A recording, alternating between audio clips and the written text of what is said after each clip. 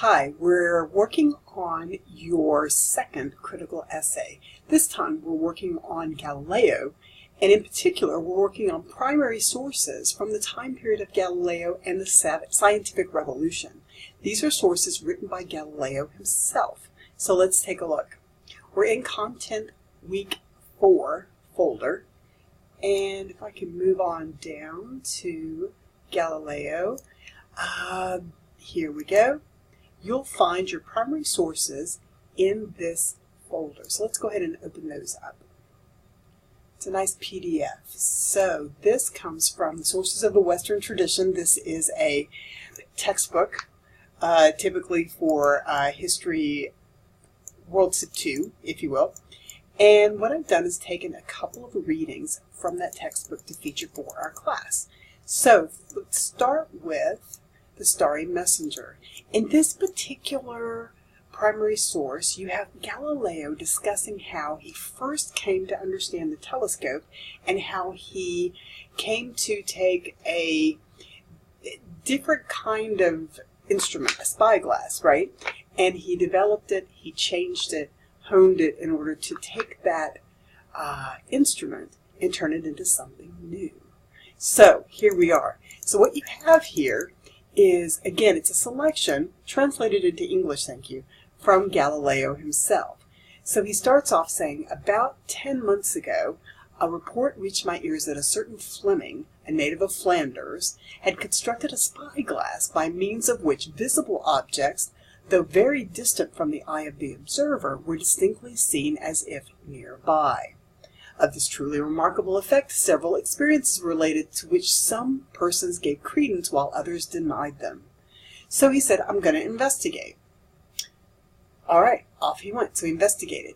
He says that he comes on down and he says it would be superfluous to enumerate the number and importance of the advantages of such an instrument at sea as well as on land. But forsaking terrestrial observations, I turned to celestial ones, and first I saw the moon from as near at hand as if it were scarcely 2 terrestrial radii, measure of distance obscure today, away. After that I observed, often with wonderful delight, both the planets, the fixed stars, and since I saw these latter to be very crowded, I began to seek and eventually found a method by which I might measure their distances apart.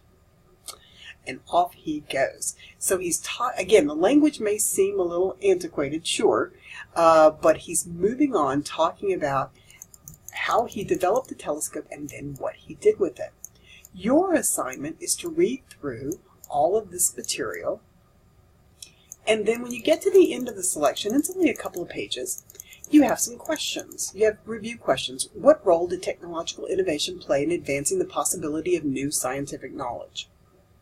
What was the implication for modern astronomy of Galileo's observation of the surface of the moon? What about the moons of Jupiter?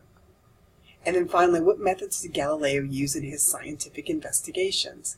Your job is to choose one of those questions and then write an essay, a short one, a 5-paragraph essay, based upon your reading just of this source, right?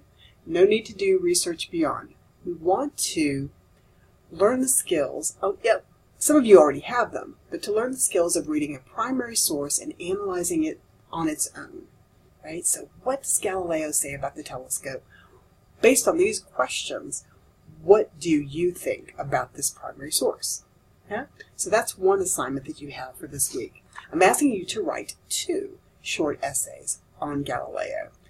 The second selection you have goes to a little bit more of the controversial. As you know, Galileo ran afoul of the church in his approaches to teaching, in his approaches to publishing, and particularly when it came to approaching the Copernican system of looking at our universe, looking at our solar system, right?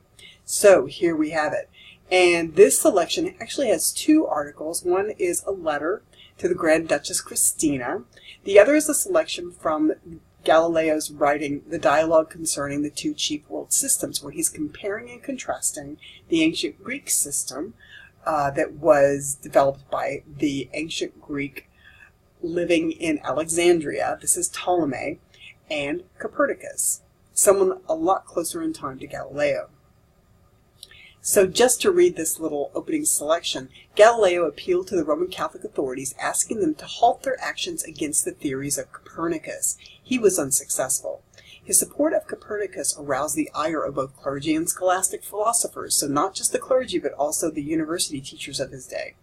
In 1616, the church placed Copernicus's book on the Index of Forbidden Books, and Galileo was ordered to cease his defense of the Copernican theory in his teachings and his writings. In 1632, however, Galileo published the dialogue concerning the two chief world systems, in which he upheld the Copernican view. Widely distributed, widely acclaimed, the book antagonized Galileo's enemies, who succeeded in halting the printing. Summoned to Rome, this aging and infirm scientist was put on trial by the Inquisition in order to abjure the Copernican theory. Galileo bowed to the Inquisition, which condemned the dialogue and sentenced him to sort of house arrest. Largely, again, he spent most of his time in a villa near Florence. He was treated humanely. So he's just being silenced, really, when you get right to it. And some of his freedom curtailed because of his publications, etc. So, very controversial, as you might imagine. Your job is to take a look at the letter that he wrote to the Grand Duchess Christina. Look at the little selection you have regarding his comparison of Ptolemy and Copernicus. And then go to the end of that selection. Sorry, I'm going to go quickly here. Go to the end of that selection, and we'll get there in just a moment. Okay, there we go. Almost went too far. Pick one of these questions. Why was Galileo convinced that if Copernicus's theory proved scientifically valid, they would not contradict the Bible? That's a very interesting question. What point was Galileo making in telling the story of the anatomical dissection? Take a look at that one. What was Galileo's view on the use of Aristotle's work as a basis for scientific endeavors? Right?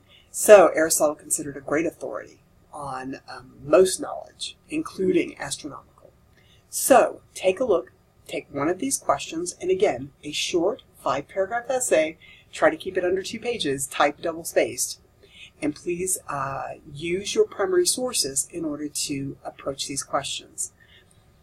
There's no one right way to do this. There's no one right answer. The idea is, as we've said before, read, take notes, come to some understanding of the ideas you're reading, and then support what you have to say. All right? If you have any questions, please contact me, please email, please phone. I'll be happy to speak with you further on this primary source exercise. Thanks.